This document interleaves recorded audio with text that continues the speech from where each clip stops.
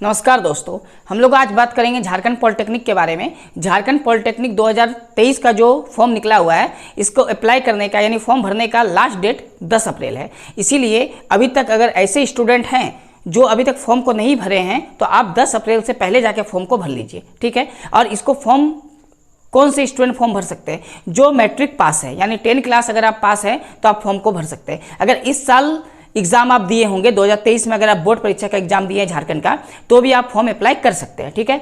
तो झारखंड बोर्ड में जो पॉलिटेक्निक निकला है, इसका अंतिम डेट फॉर्म भरने का 10 अप्रैल है। जो भी फॉर्म भरना चाहता है वो जल्द से जल्द जाकर फॉर्म आप भर लें, क्योंकि टाइम बहुत कम है। इसके अलावा आपका जो एग्जाम का डेट है वो 30 अप्रैल है, यानी 30 अप्रैल को आपको पॉलिटेक्निक का एग्जाम लिया जाएगा, ठीक है। अब बाकी इसमें जो आपको कॉलेज मिलता है वो कुछ गवर्नमेंट कॉलेज होते हैं, कुछ प्राइवेट कॉलेज होते हैं। तो आपको ये बाद में हम लोग समझेंगे और अच्छे से हम आपको समझाएंगे बाद में, लेकिन आज फिलहाल हम लोग बात करेंगे कि पॉलिटेक्निक का जो सिलेबस है इसके बारे में, ठीक है। तो जैसा कि देखिए यहाँ लिखा हुआ है कि पॉलिटेक्निक का जो एग्जाम होता है ना, इसमें 3 सब्जेक्ट से आपसे क्वेश्चन पूछे जाते हैं। एक तो पहला आपको मैथमेटिक्स से पूछा जाएगा। मैथमेटिक्स से टोटल 50 क्वेश्चन पूछे जाते हैं और एक क्वेश्चन पे आपको 1 मार्क्स दिया जाएगा, यानी एक क्वेश्चन 1 नंबर का रहेगा। तो 50 क्वेश्चन मैथमेटिक्स से पूछा जाएगा, 50 नंबर हो जाएगा इससे, ठीक है।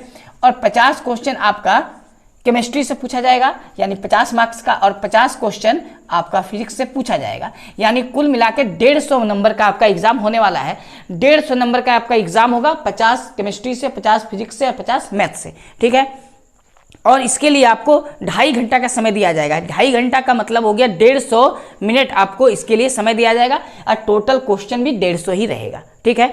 और इसमें ऑब्जेक्टिव टाइप का क्वेश्चन पूछा जाता है, यानी आपसे एक क्वेश्चन आपको जो देगा उसका 4 ऑप्शन दिया रहेगा, आपको बस उस 4 ऑप्शन में से एक सही उत्तर पे गोला भरना है, या कंप्यूटर बेस्ड होगा तो जैसा होगा उस हिसाब से आपको पता चल जाएगा, ठीक है। लेकिन ऑब्जेक्टिव टाइप का होगा, यानी हम लोग को इतना तो पता चल गया कि आपका जो एग्जाम होने वाला है वो 150 मार्क्स का होगा और एक क्वेश्चन पे 1 मार्क्स दिया जाएगा और टोटल आपको 150 मिनट का समय दिया जाएगा। इसमें एक चीज क्या है ना, नेगेटिव मार्किंग है। नेगेटिव मार्किंग क्या होता है? अगर मान लिया जाए आपने 4 क्वेश्चन गलत बनाया तो इसके लिए आपको 1 मार्क्स काट लिया जाएगा, यानी इसी को बोलते हैं 1/4। मतलब एक क्वेश्चन अगर आपका गलत होगा तो 1/4 मार्क्स आपका काट लिया जाएगा, या समझे तो 0.25 मार्क्स काट लिया जाएगा एक गलत पे। यानी टोटल 4 क्वेश्चन अगर आपने गलत बनाया है तो आपका जो सही आंसर बना है जिसपे आपको मार्क्स मिला है उससे 1 नंबर आपका काट लिया जाएगा। क्लियर है यहाँ तक? तो आपको नेगेटिव मार्किंग है, इसका भी ध्यान देना है। 1/4 नेगेटिव मार्किंग होता है। तो हम लोग को पता चला कि 3 सब्जेक्ट आपका पूछा जाएगा, मैथ, केमिस्ट्री और फिजिक्स। 50-50 मार्क्स का पूछा जाएगा, जिसके लिए टोटल 150 मिनट का समय मिलेगा आपको, ठीक है। आज हम लोग बात करेंगे केवल मैथमेटिक्स के सिलेबस के बारे में, कि जो आपका मैथ होगा यानी गणित का आपका जो इसमें क्वेश्चन पूछा जाएगा उसके लिए आपको कितना पढ़ना है और कौन कौन सा आपको टॉपिक पढ़ना है, उस पूरा सिलेबस को हम लोग आज डिस्कस करेंगे। तो और उसके बाद आपका जो मैथ वाला आपका क्वेश्चन होगा प्रीवियस ईयर में जो आया हुआ है 2022 में, 2021 में, 2020 में, वो सारे क्वेश्चन का सेट को हम लोग प्रैक्टिस करेंगे। अगर आप उसका सारा प्रैक्टिस चाहते हैं तो आप कमेंट बॉक्स पे कमेंट करिए। हम मैथ का जितना भी प्रीवियस ईयर में आया हुआ क्वेश्चन है हम सबको सॉल्व करवा देंगे। अगर आपको चाहिए तो आप कमेंट बॉक्स पे कमेंट करिए, हम जरूर से जरूर उसका वीडियो लाएंगे मैथ का। तो देखिए, मैथ का सिलेबस को आपको जानना बहुत जरूरी है। तो मैथ का जो सिलेबस होता है उसका पहला जो सिलेबस यहाँ टॉपिक लिखे हैं हम, पहला चैप्टर जो है वो नंबर सिस्टम है। नंबर सिस्टम आपको पढ़ना है, यानी संख्या पद्धति आपको पढ़ना है, ठीक है। नंबर सिस्टम हो गया। दूसरा जो आपको यहाँ लिखा है वो है time and distance. Time and distance का मतलब हो गया समय और दूरी, यानी समय और दूरी वाला चैप्टर से आपको क्वेश्चन पूछा जाएगा, ये आपको पढ़ना है। उसके बाद 3 नंबर में लिखा है रेशनल एक्सप्रेशन, यानी प्रमेय संख्या आपको जो होता है, अप्रमेय संख्या जो होता है उसमें से प्रमेय वाला आपको पढ़ना है, ठीक है। इसी को लिखा गया है रेशनल एक्सप्रेशन, यानी प्रमेय का कुछ भी हम लोग को क्वेश्चन आ जाए वो हम लोग को पढ़ के जाना है। इसके बाद 4 नंबर में लिखा है लोगारिथम। लोगारिथम्स का मतलब होता है लोग। आपको लोग बोल के एक चैप्टर आता है क्लास 11 में, आपको वो भी पढ़ना है। उसके बाद लिखा हुआ है 5 नंबर में लीनियर इक्वेशन, जिसको रैखिक समीकरण के नाम से जानते हैं, यानी लीनियर इक्वेशन आपको पढ़ना है, रैखिक समीकरण। उसके बाद 6 नंबर में आपको क्वाड्रेटिक इक्वेशन पढ़ना है, जिसको हम लोग द्विघातीय समीकरण के नाम से जानते हैं। इसके बाद आपका 7 नंबर में लिखा है फैक्टराइजेशन, यानी आपको गुणनखंड भी पढ़ना है, फैक्टर भी पढ़ना है, ठीक है। इसके बाद 8 में लिखा हुआ है एचसीएफ एंड एलसीएम, आपको मोसो और लोसो भी पढ़ना है। उसके बाद 9 में लिखा है सेट्स, आपको सेट्स भी पढ़ना है। तो सेट्स आप 10 तक नहीं पढ़े होंगे तो आपको 11 में तो मिला होगा, 11-12 में, है ना।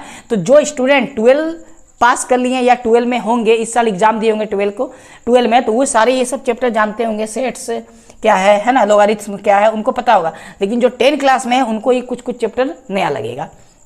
उसके बाद टाइम एंड वर्क पढ़ना है, यानी समय और कार्य। उसके बाद देखिए 11 नंबर में लिखा है SI और CI पढ़ना है। तो SI मतलब सिंपल इंटरेस्ट और CI का मतलब हो गया कंपाउंड इंटरेस्ट, यानी साधारण ब्याज और चक्रवृद्धि ब्याज। आपको इन दोनों चैप्टर को पढ़ना है। उसके बाद देखिए 12 में लिखा है बैंकिंग, यानी बैंकिंग से रिलेटेड जो भी चैप्टर है, क्वेश्चन है, उसको पढ़ना है। 13 नंबर में लिखा है टैक्सेशन। टैक्सेशन क्या होता है? कर। आपको कर के बारे में भी पढ़ना है। उसके बाद 14 नंबर में लिखना है रिलेशन एंड फंक्शन। क्या लिखा है? Relation and function. ये आपको क्लास 11 में मिला होगा, रिलेशन एंड फंक्शन।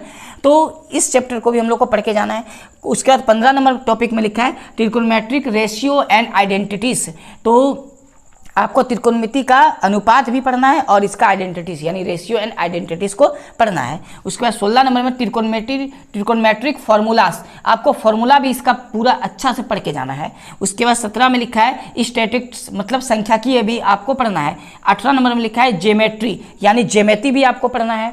देखिए उसके बाद हाइट्स एंड डिस्टेंस। ये हाइट एंड डिस्टेंस मतलब ऊंचाई और दूरी वाला चैप्टर है त्रिकोणमिति का, उसी से आपको पढ़ के जाना है। ठीक है। और 20 नंबर में लिखा हुआ है area, volume and surface area, यानी क्षेत्रफल, आयतन और पृष्ठ क्षेत्रफल आपको पढ़ना है। देखिए 21 नंबर में लिखा है रेक्टेंगुलर कोऑर्डिनेट्स। तो रेक्टेंगुलर कोऑर्डिनेट्स आपको पढ़ना है। और 22 नंबर में लिखा हुआ है द स्ट्रेट लाइन। आपको टोटल 22 टॉपिक पढ़ना है, यानी 22 चैप्टर आपको पढ़ना है केवल मैथ के लिए। अगर मैथ के लिए आप 22 चैप्टर अच्छे से पढ़ के चले जाएं तो आपका जो 50 क्वेश्चन आने वाला है, 50 में आपका सारा क्वेश्चन अटेम्प्ट हो जाएगा।